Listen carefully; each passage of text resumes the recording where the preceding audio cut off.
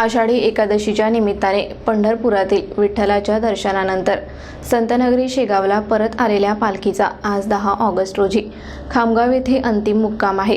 उद्या सकाळी सुमारे 6 वाजता पालखी शेगावसाठी रवाना होणार आहे। श्री क्षेत्र अटाडी येथून निघालेली पालखी सकाळी सुमारे 6 वाजता खामगाव शहरात पोहोचली।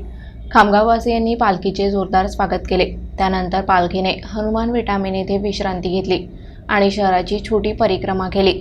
खामगाव शहरात पालखीने हनुमान विटामिन, कृषी उपज मंडी, अर्जुन जल मंदिर, महावीर चौक मेन रोड, मोहन चौक, फरशी, अर्जन खिमजी नॅशनल हायस्कूल या मार्गाने जात खामगावमध्ये मुक्काम केला।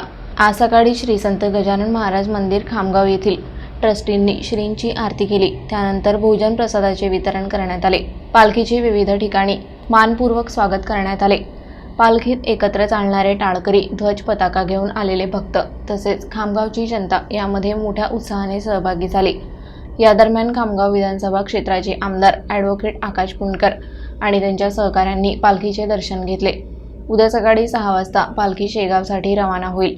16 किलोमीटरचा प्रवास पायी करत खामगाव नगरवासी संतनगरी शेगावला पोहोचतील। येथेही पालखीचे जंगी स्वागत करण्यात येईल।